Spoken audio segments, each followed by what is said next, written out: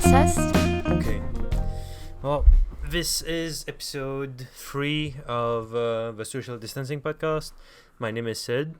And I'm Arushi Rai. And the whole purpose of this podcast is for us to be able to discuss topics that are related to quarantine and business and how those things are coming along together, whether businesses are failing, whether businesses are successful, whether businesses are blooming, how people are dealing with it. And this week so every week we do a rota shift. 1 week I prepare the topics and we talk about it. The next week Rushi prepares the topics and talks about it. And this week it's my turn again.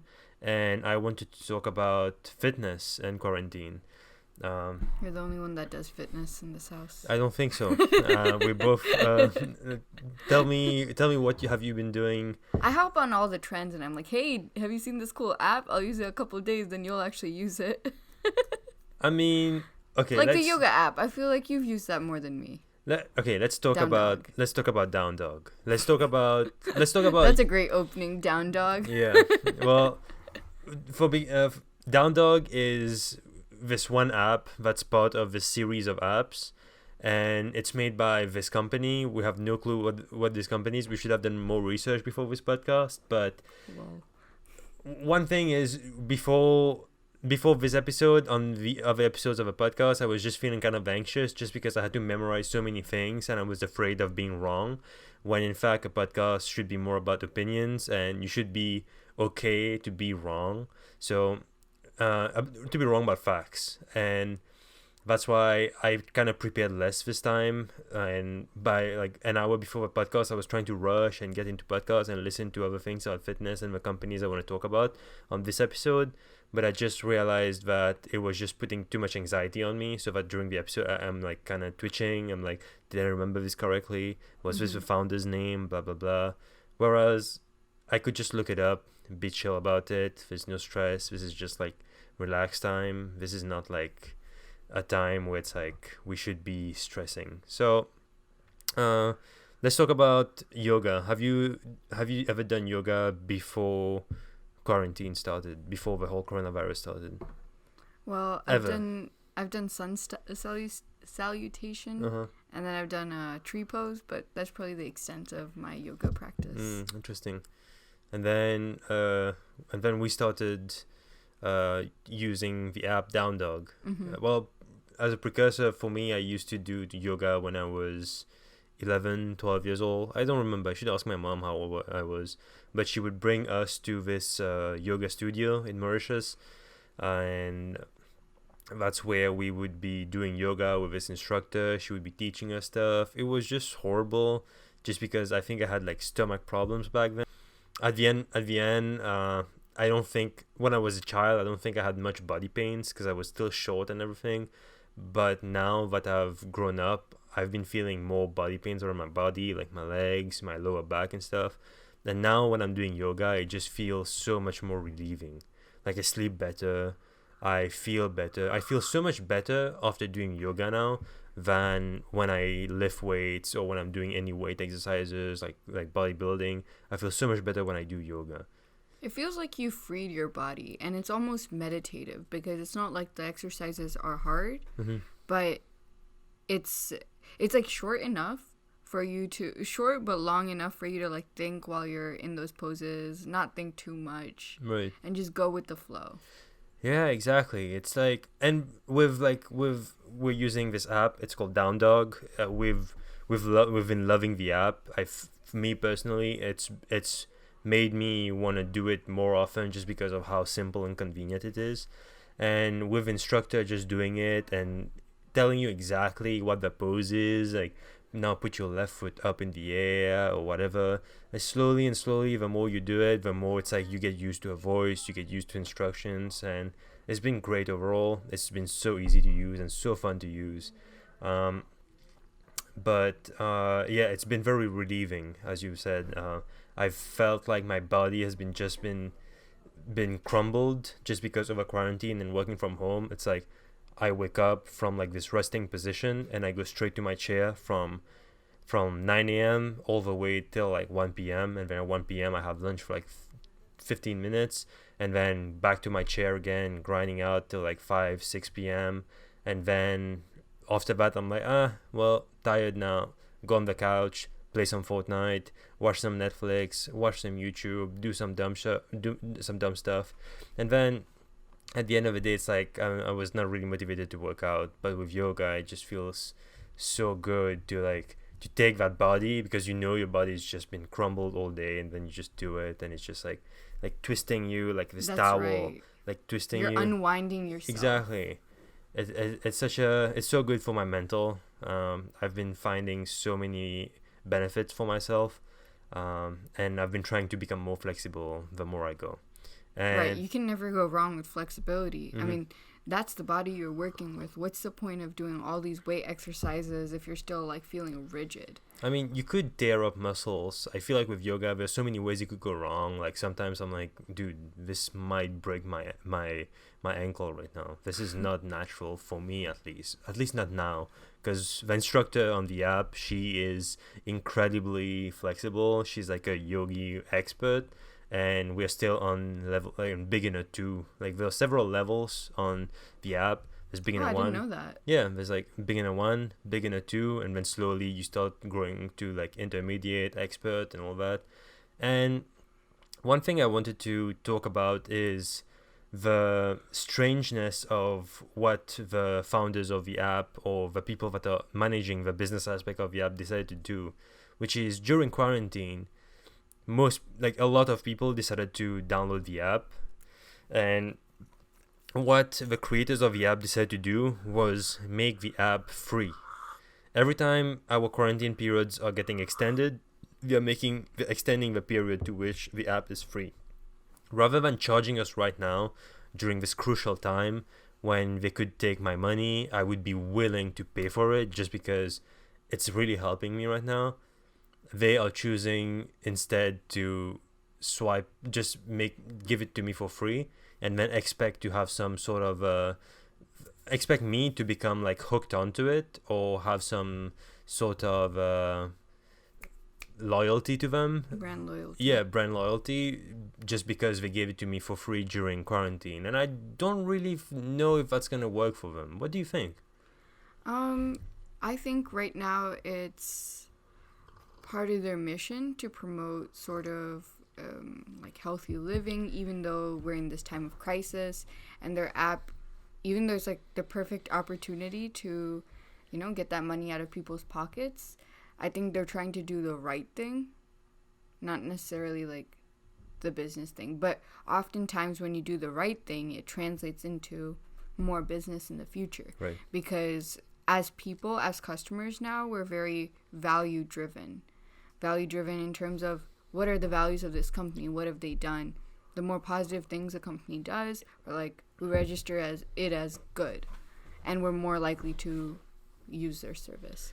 And that's a thing that I never really recognized before I met you. And I told you that before, because before I met you, I was just thinking, well, the winners in the business world are going to be the people, not the people that are doing the right thing or whatever, but it's going to be the people that are going to be doing their best at exploiting all the things that they are bringing together, like exploiting the cheapest labor, exploiting those kids in those sweatshops, exploiting unethical practices. But then you're literally describing Nike. Yeah. You want to talk about Nike? No.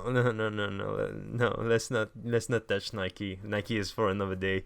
But when I met you and you started telling me about ethical stuff, and you started telling me how some companies are ethical, you started telling me about ethical growth, ethical cultivation of coffee beans, ethical production of cotton hemp to make clothes and everything, then I started realizing that most of the winners nowadays in terms of companies, other than Amazon, most of the winners are companies that are practicing the best practices, meaning they get their resources in the best way possible, their supply chain is clean enough, their image is clean enough, they don't goof around and they don't make silly mistakes, their PR is clean. At least from our perspective, everything looks clean. And those other companies... It's also a result of our nowadays modern cancel culture. We're so ready to cancel people and also companies as an extension of that. Yeah. Other than Amazon and Facebook, I haven't seen. I mean, it's just those two giants that seems like they can't be cancelled in terms Oh, of company. Facebook. I don't use Facebook. So many people don't use Facebook. But you still use products of the Facebook ecosystem, which is WhatsApp, Instagram. It's this company. They're like the giants. Facebook is the giant of social media, and Amazon is the giant of e-commerce, and I should say commerce in like shortly. Like its biggest competitor is Walmart and Shopify, Which are not really competitors at all. debatable. How much are they hurting their bottom line? Well, the thing that Shopify provides is that you set up your store, and at the end of the day, Shopify won't create a competitor for you. Recently, we found out that Amazon has been using their small sellers as a data metric just to see how they're performing and then steal their data. Literally, the sellers sign a waiver saying that they didn't sign a waiver, they signed an agreement that Amazon will not be taking this data. And Amazon literally took that data and they created competitors for these small sellers. And since Amazon can create those products at a cheaper price, now they're selling those products at a cheaper price on their website, and they can advertise their products. They can put their products first, so Amazon Basics will appear before the small sellers. And But a minor caveat to that, I think I heard this in the Wall Street Journal investigation into this practice. It's mainly like rogue employees. I mean, it's like a wide practice. mm-hmm. Oh, where did that noise come from? Discord. Okay. It's a wide practice in the company, but they're also like skipping over protocols. Employees. Mm-hmm. Right. Well, I wouldn't want to get too far from what we are going to be talking about today, which is fitness apps and everything fitness related when it comes to quarantine. And for me, when it comes to what Down Dog is doing as an app right now in terms of a business model, it worries me. Just because I am looking at it from my perspective of consumption. I will, once quarantine is over, I will be going back to work. I will be resuming my life after this. And after I go out, I'm not planning on coming back on Down Dog to practice yoga. I'm planning on going downtown and going to a yoga studio and doing yoga with other people. I want this to be a community thing. I want this to be more fun. I want to be doing this with more people, with real people, talk to people, and making new friends through yoga. So I'm worried about who the customer base is for Down Dog, just because I'm worried that they won't be coming back to the app, even though Down Dog is putting such a nice and heartfelt incentive to the app towards their customers. I'm very worried about that. What do you think? Okay, so one thing, this is like the basic idea. When they came together to make this app, they know they made it before this pandemic. And these are just 3 months during this pandemic, 3-4 months, however many months. If their whole success, survival, whatever amount of money is dependent on these 3-4 months, then they don't have a business at all. If people are it's a different market when you're going to an actual physical studio versus doing it at home. You can think of it as maybe this app is an entry point. That's cool. But you might find going to a actual studio is not sustainable for you. It's like you're not able to go often enough. You find yourself being like late. And this gives you an autonomous way where you're not limited by like what time you can go to a studio. It's whenever you want it to. So it gives you a whole set of other freedoms, or it has like a lot of positives to it. Right. And that kind of leads us to segue to Peloton. Peloton, if people don't know what Peloton is, it's a luxury, it's a company that sells two things. They sell this subscription to this service where you can join and work out with this this set of professional celebrity workout trainers, or you can buy the bikes, or I think they have treadmills as well. I'm not sure. I know they have the bike for sure, and the bike has a screen on it, and you pay a monthly fee on top of the bike, which costs $2,200, $2,224, or you can pay $30 a month for 38 months or something. And pretty much the whole concept towards it is that it kind of built itself off of SoulCycle and those companies that were really up in like the hype of New York, where people loved those personalized trainers who would be shouting at you, and while you would be riding the bike, they need to stand up, put your hands in the air, ride to the beat, all those fancy things that I've never done personally. But Peloton pretty much is trying to tell you that you don't have to be able to book one seat in in the studio at this specific time when you're not available, and then you probably miss it, and you're paying but you might miss it, you might not get a seat. Exactly. That's what Peloton offers. Peloton kind of offers this convenience that it's pre-recorded. You can also join the live classes, but every week there's going to be a set of classes that are going to be available on the app, so you can just hop on your bike, put the class, the trainer is going to be talking to you, you're going to see a full class while you're in the convenience of your home, your living room, your bedroom, your apartment, your condo. But if you can also afford a Peloton, you must be rich, so I would be saying that you be at least be in your condo, in a nice penthouse at least.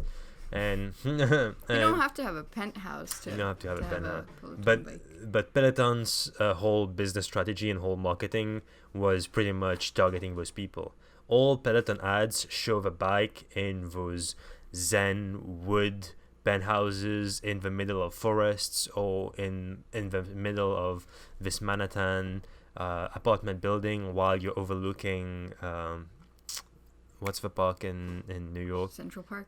While you're overlooking Central Park, or you're overlooking California beaches. They're always selling this luxury brand, this ideal scenario that your life is perfect, but you're also a busy person, and then at the end of the day, you will have some time to jump on your bike, join this community class that will be hosted in Manhattan, New York, while you'll be in Portland, and you'll be in your home, and you'll just be able to join the class, join the trainers that you love their energy, you love their characters, you love their charisma, and you just join in, you ride in, you do your 30 minutes, an hour workout, whatever you do. They offer I forgot what it is, where you jump on the bike and you cycle to a rhythm.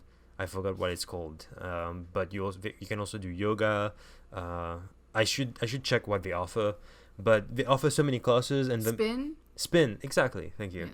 Yeah. And what they're selling is they're just selling you the whole aspect that you'll be training with people. You don't have to feel alone.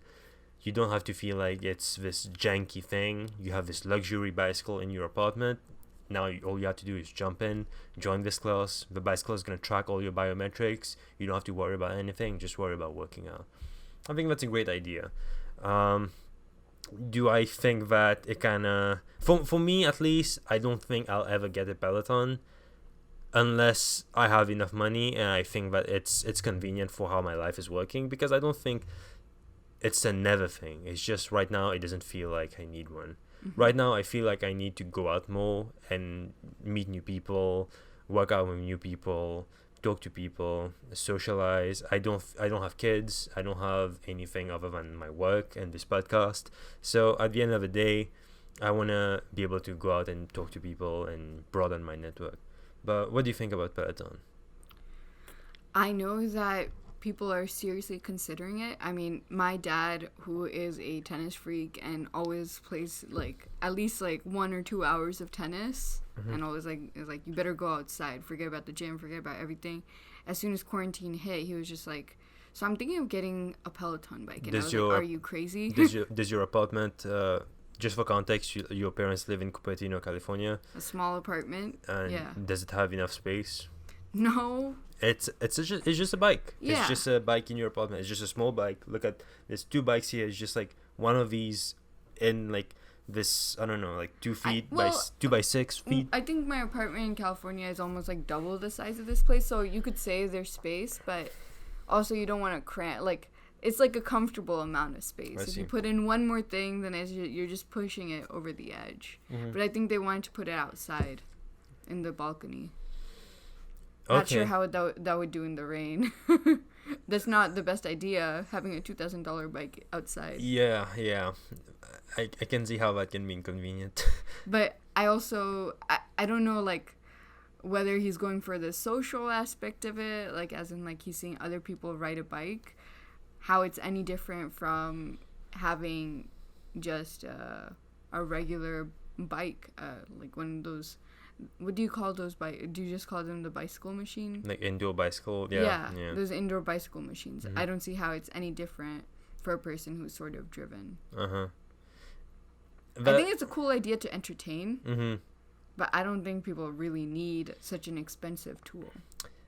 You know what was so funny? Right before shooting this podcast right now, I was listening to How I Built This by Guy Raz, which is, if you don't know, it's a really popular podcast. It's one of the most popular podcasts of the world.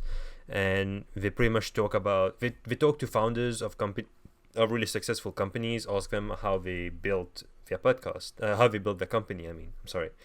And they were talking to, I forgot the name of a founder. See, that's why I don't like preparing. But I'm glad I'm not feeling anxious right now. They were talking to a founder of Peloton, and pretty much once it was released, they priced it at $1,200, which was just above how much they paid to manufacture it, because the whole business model was not based on selling bikes. It was based on the subscription model that you pay after buying the bike, which is how you get access to the classes.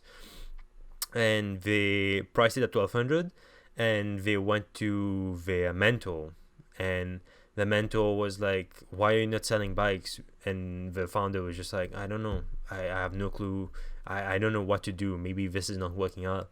And then the mentor was like, you know what's going on? People are looking at your bike and are thinking it's too cheap. So then they upped the price by $1,000. So it went from $1,200 to $2,200, and then they went to advertise it in like they were in New York, I might be wrong, but they went to this really nice neighborhood of like really rich people, and they went to a mall there, and they were just shouting at people like, you, like at couples specifically, like, you try this bike. And then they put the person on the bike for 10 minutes, show them the class was pre-recorded in the studio, and the person would just be riding the bike, and then after that the person would be like, hey honey, this bike is amazing, we need to get this, and they would be selling to 50% of the people that we'd be talking to. Wow. For every day, which I think is super impressive. But like, that's also an upscale neighborhood. Yeah. So the reason why I brought up this story was because there's this aspect to me that makes me believe that some people want a Peloton bike just for the clout aspect of it, especially since we're brown. I feel like people around us like to flex a lot. And I was wondering whether what are your feelings about people that buy Peloton bikes just to flex? Or I don't know anyone who has a Peloton bike, so I don't know about that. But do you regard some aspect of the economics of something, especially something expensive? Do you regard some of the aspect of its charm behind its price? Like, for example, when you look at hypebeast clothing, most things cost, like a pair of Travis Scott shoes cost $2,000, and for me, when I see that on someone else's feet, I'm just like, bro, it's like, it's like an instant conversation starter, and I am putting you on a pedestal already. So for me, having a Peloton bike inside, when I see people having that, I'm like, damn, really, you're making that kind of money, you're making Peloton money. So, well, that's a totally different concept, right? That's like when you're limiting who you're able to sell to based off of like the price. You're not necessarily trying to make the next big thing, because when you're trying to make the next big thing, you would price your bike really low, make a bit of a loss on the bike, and get them in on the subscription service, and that's how you make your money back. And you see that in things that are like mass produced, like printers. You know, they lose money on the actual printer, but then they make their money back on like the printing ink, the paper, all those things that you need to get over and over again. Same thing with Gillette, right? Razors, same model. It's like the razor model. But this is I don't know much about the Hypebeast model, where like you make things intentionally rare to add some sort of manufactured value to it. And that's like a business strategy of its own, and you probably know more about that. Right. I wouldn't want to delve too much into Hypebeast and that whole world. That's an episode for another day that I really want to cover. But for now, I want to talk about how Peloton blew up during the quarantine season. I have not really read about why they blew up. It seems pretty obvious. Everyone's stuck at home, but you still want to be able to work out. You still want to be able to stay fit. And workout freaks, people that own Apple Watches, Fitbits, you're trying to close your rings. You're trying to meet your goals. You're trying to kill those calories. 2020 goals, still gonna meet them no matter what. So a lot of people decided to buy Peloton bikes. For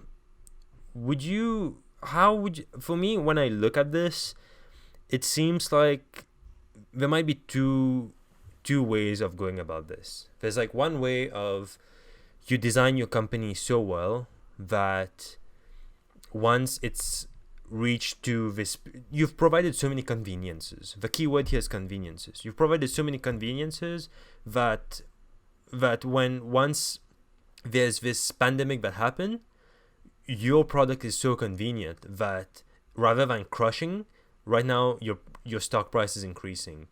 Your value is increasing. People want you more than ever now because of the convenience that you provide. Same like Amazon. Amazon does 2-day delivery. There's all of these things, AWS, everything that you can think of, Amazon has like its paws into it. Now during the pandemic period, its stock prices is going up. It's making more money than ever. It made how many billions of dollars? $4 billion profit yesterday after the first quarter, which is very rare for a company to make such a huge profit over a first quarter. It's either that route, or you're very lucky and after this pandemic you're just gonna die. I just want to know your thoughts on how you think what's going on. How would you make a business like that? You know, what are your thoughts? How do you place your business so strategically that that when a pandemic like the coronavirus happens, instead of dying, you're just thriving? I think what you said about convenience culture, that's ideal. If you're making life convenient for people rather than just providing something that's like okay, I don't know if you've done any research on this, but like what would you say, how is like a sneaker culture doing right now, like in terms of sales? Probably is down, right? That has nothing to do with convenience, but it's just something extra that you're betting on people's surplus money. What's that called? Surplus money? There's like a term for it. I'm not sure, but we can look it up later and include it. Yeah. So when you're creating something that's actually making people's lives easier, then that's for the long run. Right.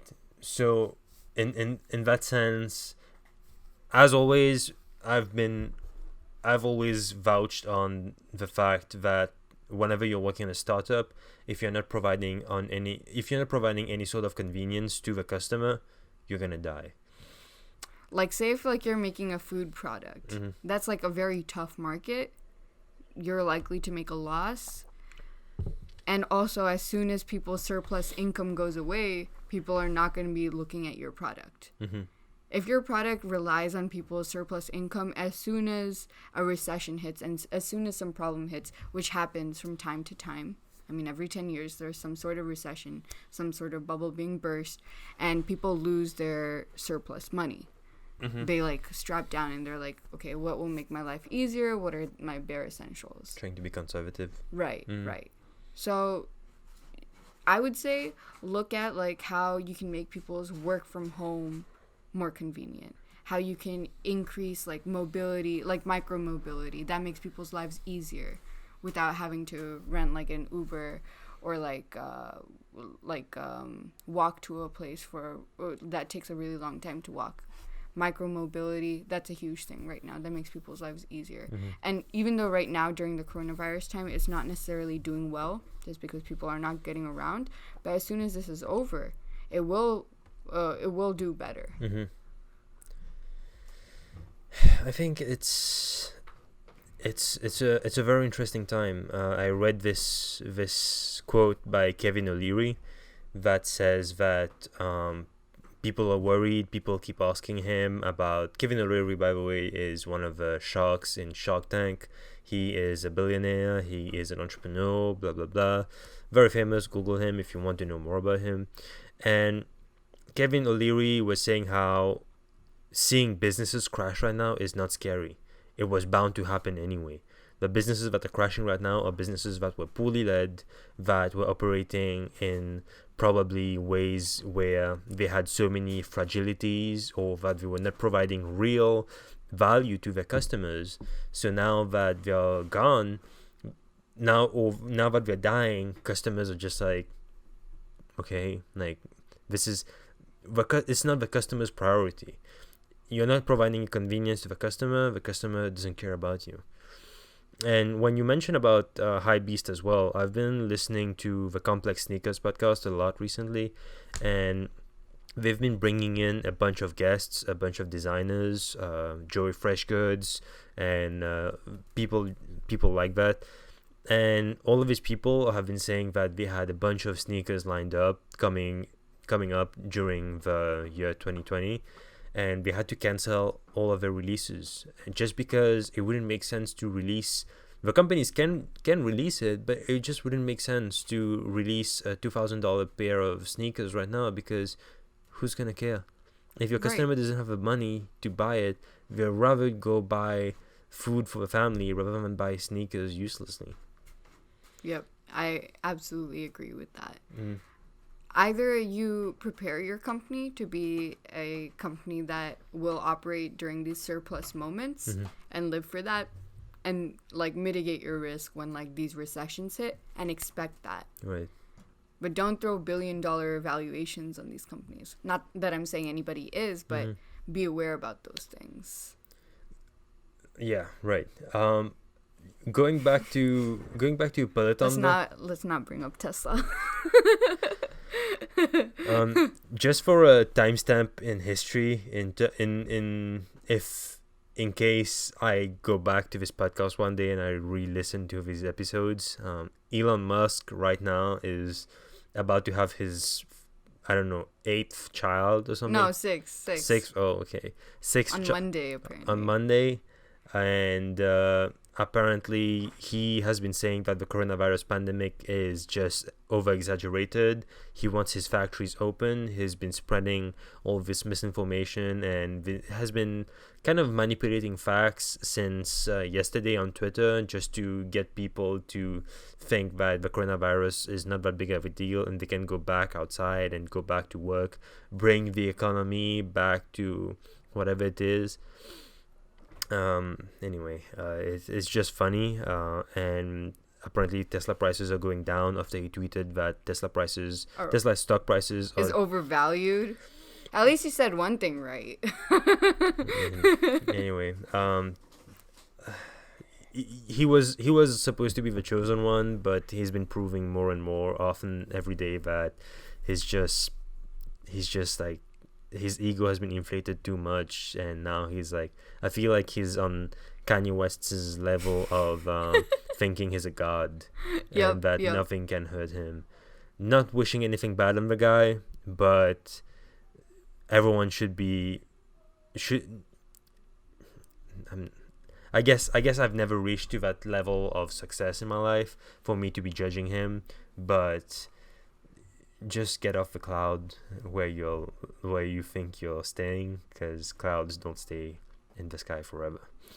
One thing I wanted to say about Peloton, the company, is that when they went to Silicon Valley, they were looking for investors, and all the investors said that it was stupid. So they went to investors in New York, and they got money from New York investors. And the only reason was That's so funny.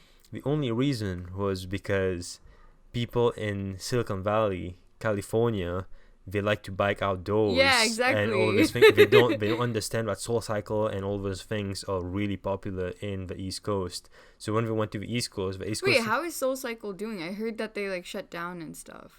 That was back in the day. Yeah. That was in 2014, 2013, I think. But SoulCycle, I have no clue. The last time I walked downtown, I saw a studio of SoulCycle. It was by my work office space, but I have no clue. I've never piqued interest into SoulCycle, but it's only now that I've realized the importance of community, working out in a community. I feel like doing most things in a community can only be beneficial for you unless like some rare thing happens. But always interacting with communities is always the best thing. I think the more we do these podcasts, the more people will see the pattern into the topics that I bring up. For example, Boosted Board, community thing. Peloton, it has its own subreddit. It's a community thing. Oh, you're talking about like communities within these brands. Yeah. Mm-hmm. That's really interesting because we were just watching like a design webinar this week hosted by the IIT Institute of Design. And they talked about how now there's like different layers of design work that needs to be done. One was like the basic one, which is like UI, right? You have to see how many clicks are you getting, how many purchases are going through, what's your throughput. Then the next level is service design. How many people? Oh, sorry. That's like the ease of use. That's like your metric for that. Mm-hmm. Then now the top layer is how much of a community are you building? How can you promote community? And the key metric for that is how engaged are people. Having a community is so important, and it's such a precious thing to have, and also it's such a precious thing to maintain, and it's so hard to maintain. It's so hard to infiltrate. It's so everything about the community. When you can build a community around something, that means that something is special. That means that something is bringing people together. And I can say from experience that I've dealt with a community specifically while I was trying to work on my own startup last summer, and things just went sideways. I just want to give some context. This is like story time. But last summer, I was working for this company that hired us for this startup project that they were working on. They just bring a bunch of students from college, and they want the students to come up with startups. And then the students should be working on the startups, working on websites, apps, whatever you're working on. And so me and my friends, we decided to work on a startup that would be focusing on mechanical keyboards. And then we realized that mechanical keyboards is its own niche community, but it also contains sub-niche communities. Some communities focus on making the cases, some communities focused on making keys and keycaps for keyboards, some communities focused on making the wires for keyboards. All sorts of things that you'd never think of unless you were to look and keep looking. And my team and I, we decided to focus on the keycaps, specifically artisan keycaps. Artisan keycaps is just a handmade keycap that can be sold from $30 all the way up to the thousands. And thousands. Yeah, it depends. Like the ones that reach the thousands level had like high beast status with the community, and it would be super rare. It's only a few people that would be having them, so once you're trading them, it's like worth a lot. So we tried to what we were coming up with. We just saw this community. We had no clue as to what was going on, and we were just like, well, it's cool. There's this community. They are making all of their sales on Reddit through Google Forms. It's not practical at all. It's so clunky. It's like we tried to buy the keycaps ourselves, and it took so much time. So we tried to find a way to bypass this. So then we created this small startup called Captic. And me and my friends, we just worked on Captic. We worked on it for 3 months. and we just worked on it. We kept talking to people within the community, and then the more we reached closer to finishing, the more people started responding to us, saying, hey, yeah, what you're doing is not cool, and then leave us like that. We would be asking why, what's going on, why do you think it's not cool, and people would be like, yeah, no, don't do that. And then the closer we reach to the end of the summer, which would be also the end of the internship, we were just like, well, a few people said no, we're just going to release and see what's up. So we started releasing promotional posters, our promotional website, and all of this. And people just went rage mode on us. They roasted you on live stream. They went on Twitch. They roasted us on live stream. They roasted the whole thing. We hosted a small podcast to just explain things easily, just to tell people, just to try to tell people that we are part of this community as well.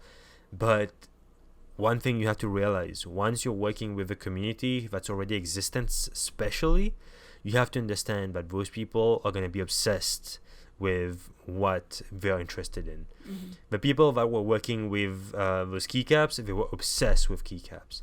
We were providing a convenience for a very small price. It was like a small percentage of their selling, of the profit that we were making off of the keycaps, but they just saw us as intruders just because we never made keycaps in our lives. Mm-hmm. We never interacted with those subreddits before we started this internship, and it was apparent. Reddit has all of those messages, Reddit has everything. We just came in as intruders, and everyone was just like, no, you have to be able to at least interact with us. We need to know that you are part of us, and then we'll make sure that, okay, well, seems like it's coming from a good intention since you're one of us. But that's also, not everybody wants convenience. Some people enjoy the process in which, like, even the struggles that they're going through to achieve these outcomes. Yeah, and I guess that's what kind of made the whole community of autism keycaps, I suppose. I'm not, I mean, after the internship, I said that I wanted to keep Captic going. So while I was working in school, I kept working on the project. And the funny thing is that I started making keycaps myself because I had to be legit, It was like a proof. It was like walking those 100 miles just to be able to prove to the people that I'm one of theirs, or I want to be one of theirs, open the doors to me so that I can bring my ideas in, which would be Captic. And once I started making keycaps, I took 4 months learning how to 3D print. At the beginning of 2020, I started this series on YouTube called Passive Income, where I would be trying to sell those keycaps. I would be trying to make $1,000 every month just by selling keycaps. When the coronavirus happened, it just led to a halt in the whole process. But at the end of the day, I was barely part of the community. While I was making those keycaps, I did not really interact with people, but I was following a lot of people, and the discussion was I didn't find a way to be able to infiltrate in there, and especially with the Discord community, which tends to be it tends to be a group of friends that have this concentrated conversation. So once you come in with a different idea, it's just like, it's very apparent that you're standing out. You have a black dot on the whiteboard. So when I started making the keycaps, it was cool. It was a cool learning experience. I don't know if I'm gonna be making them again, but it was a cool experience just to be able to understand what it takes before infiltrating a community. And keep using the word infiltrating. That's not a good term. It's not a good term, but I'm trying to, that's literally how you don't want to appear. Exactly. But when I viewed my whole experience from a retrospective point of view, I just saw it as this community in the middle of a forest, just because I had never heard of people making autism keycaps before, and I was this guy that just stumbled on them. So then I was just trying to find the best angle where I could just sneak in and then just try to blend in slowly. One thing you have to also realize when trying to make a business with existing communities, one thing I've learned from experience is you don't have to pretend to be somebody else. You just have to be real and be like, hey, I'm new and I'm trying to learn things, and just talk to people. and that was my biggest mistake with the autism keycap community. And I think I have right now, after working with autism keycaps and the autism keycap community, I've just grown this obsession of communities. And now I've joined so many more communities after I've joined this community. And now that if I choose to work on a startup later in the future, and I choose to work with a community, I will make sure first to blend in properly, introduce myself as this person, and as this person that wants to learn to talk to people, learn everything. I still think there's a slight problem in that approach, and it's exactly what anybody in a community will notice in a second. They're like, you have different motives. They'll know your intentions. If your intentions are, I want to join this community so I can get XYZ, rather than I want to learn more about the process and purely think about the process, you're not going to be able to blend in with the community. You're not going to be able, no one's going to have respect for you in that community. Right. If you enjoy that product, those different products, and you're like, yeah, I want to get some, you join it first. Whenever you're trying to create a startup, you have to tap into something that you're already doing. Whenever you're doing like some user research and you're trying to like infiltrate a market, you're going to come off with a weaker stance. I'm not saying you won't be successful in it. You can be, but you're not going to be, you won't have that story of, hey, I was passionate about this and I knew very well like XYZ were the flaws, and I talked to people and they also have the same sentiments, so why not create this service? You won't have that story. Mm-hmm. And that's just that. I think... by trying to trick a community into thinking that you do have that story, that's wrong, and that will never be accepted. That's such a good point of what I've learned ever since I've started trying to start startups in college. Because ever since I came to college, since freshman year, I've been trying very desperately to start startups. It's like, where can I find a problem? What problem can I solve? How can I improve this? How can I make this better? Blah, blah, blah. But I was not really part of these things. I was not really experiencing any problem. I was just a kid, and I was just trying to... It was clear that my end goal was always money. I was always trying to make money out of it, or always trying to profit off of it. And the more I've went with the years, and the more I've tried, I think I've worked on 3 startups. And the more I've worked on these startups, the more I have realized that I'm not chasing... Once you reach like 6 months or a year into the project, you just think to yourself, you're just like, what problem am I trying to solve again? I don't remember. Because you grew an obsession. First it comes from money, and then you're like, oh, this is a cool project, maybe I can use this to reach my end goal. But then once you grow an obsession into the whole field, and then you're just like, wait, I was trying to build this chatting system for students right now to be able to study together. What was the problem with how we chatted again? Like, there seems to be no problem. And that was my whole thing. That's why I really took a step back, and I just said, you know what? It's time to maybe just work a normal job, learn a few things in the job, learn how people interact, learn the infrastructure of how a company works, learn all those things, and then find a problem later in your life when it comes to you. Grow interests in natural things. Yes, exactly. Grow your natural interest. And also continue like having mini projects. Not every idea you have needs to be like $1 billion idea. You can have like small ideas that you're just doing for fun, and you learn and you gain a lot out of it. And you go along collecting these experiences, and these experiences shape your story, who you are. And that, at the end of the day, in the long term, if you end up creating something, it'll be much stronger and much more genuine. And you will not quit after 6 months or a year.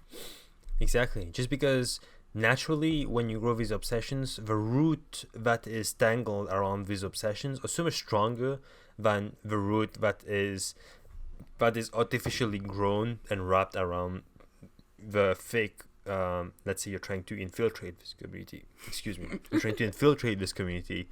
The root that is grown around this obsession to infiltrate and to be part of this community is so weak, and you're gonna get called out so easily. But when you're trying to create something genuine, and you're trying to actually solve a problem that you found and identified, and you know you're not the only person that's going for a problem, then you'll be like, okay, you know what, this is worth my time. This is worth an investment. This is worth like a look into the community, into who's using this, how can I talk to people. You know, you're already in a way better position because you already know more than anyone else because you're obsessed with what you're doing. And yeah, that was kind of like my experience and my tangent into. This is a cool segue because next week I really want to talk to students who are doing stuff during like this pandemic and whether they're working on any ideas. Are we inviting students next week on the podcast? I don't know yet. I'm going to reach out. Yeah, sure. Well, we still have some time left. I just want to take some chill time to slowly transition out of the podcast. Other than doing yoga, and we bought resistance bands at the beginning of the pandemic. I remember as soon as I saw other countries going into quarantine, I was just like, you know what? If I can't, I wasn't even going to the gym regularly as soon as I started working. I work so far away from where I live that I had to stop going to the gym or go to the gym whenever I could, just like try to sneak in 30 minutes, which is like never enough for people that work out. But as soon as the pandemic started, I was like, you know what? I have to keep working out, and I bought those resistance bands. And you've been working out with resistance bands. How would you say working out with resistance bands has been so far? It's really fun. It's really fun, especially when you like pull up the different exercises that you can do with it. I really get a good workout in, and I always end up feeling really refreshed. And it's not impossibly difficult for me to do. I think when I started going to the gym before this whole pandemic happened, I think like I started going to the gym on a very, very regular basis, where I was going like pretty much every day, or at least trying to go at least three days a week. And going through the treadmill part of the workout was hard, but like I started doing weights too. Usually I'd always done like treadmill, and that's something that I didn't look forward to at all. Running isn't that fun. What made treadmill so much like so good for you? Like what? No, treadmill isn't good. Like weights. Weights. It's easier. It's like you're getting a good workout in.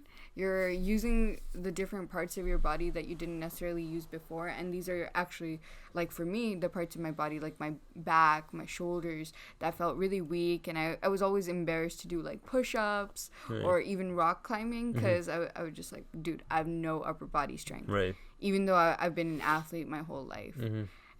And building those weak parts of myself up, I was like, oh, I see a really good like end goal to this, and this isn't so impossibly difficult. Right.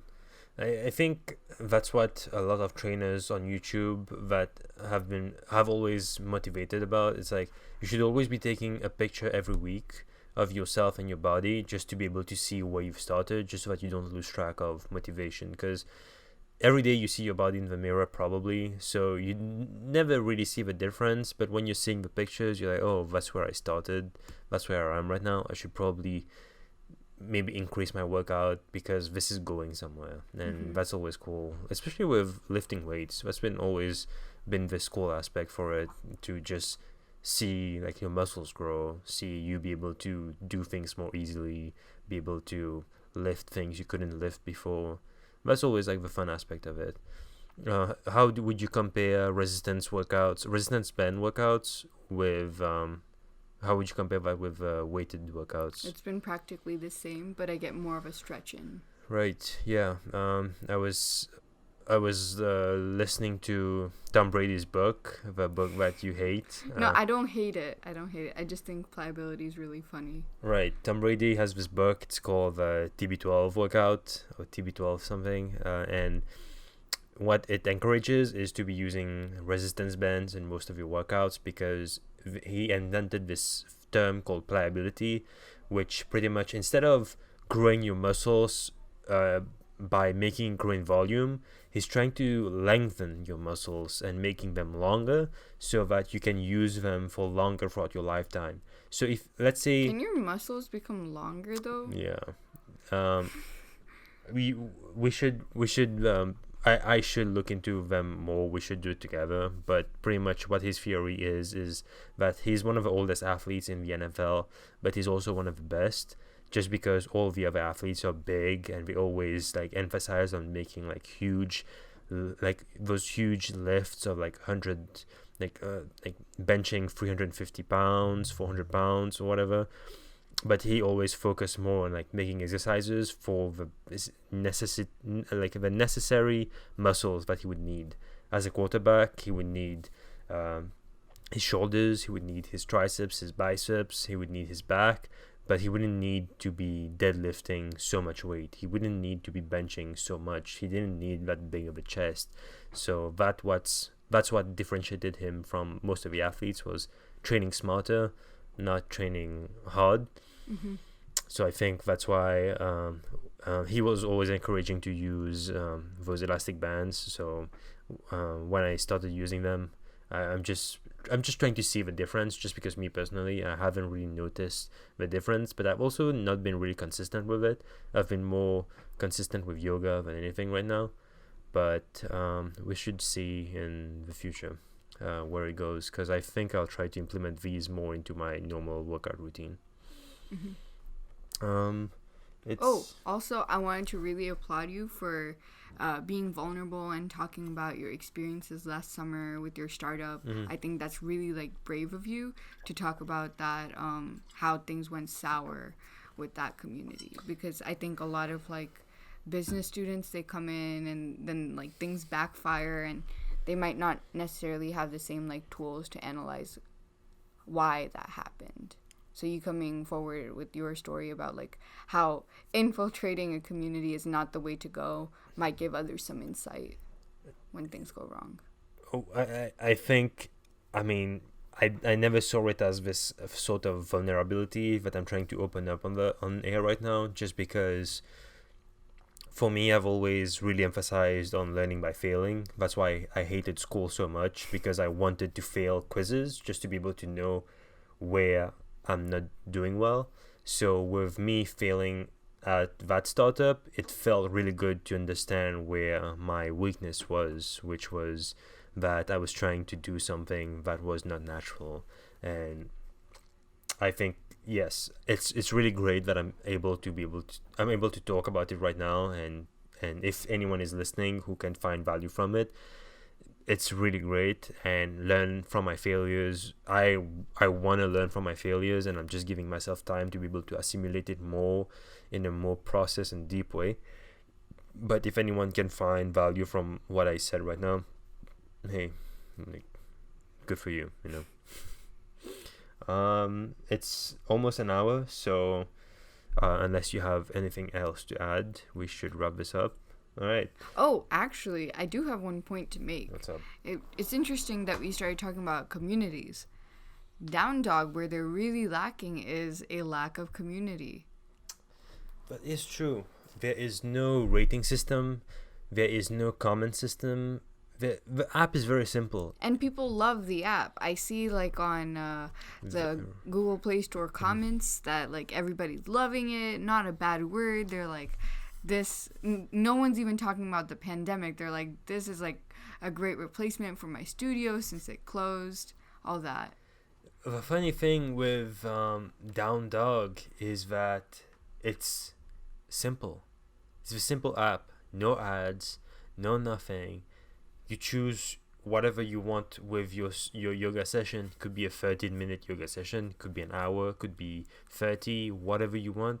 It's just providing simplicity. I guess that's why the community aspect would kind of disturb the whole ecosystem. But I also see that in terms of the engineering, they've just replicated the same app for different types of workout. Like they have one app for high intensity, one app for yoga, one app for like an app for different sorts of workout trends. So I'm guessing I don't know. I'm guessing they're just focusing on being simple. Right. And to be honest, it's working for them Mhm. right now. I don't know in terms of a business how they're gonna survive after the quarantine. If Hey, maybe we can start their subreddit. that wouldn't be such a bad idea. But being a moderator also involves having a lot of free time on your hand. I don't think I want to Really? be. Yeah, I don't think I want to be a moderator on subreddit. Oh no, Okay. subreddit. Yeah. Anyway, that's been it for episode 3 of the Social Distancing podcast. It's been a pleasure to have this conversation with you, and to whoever's listening, I hope you had a good time, and see you. Bye.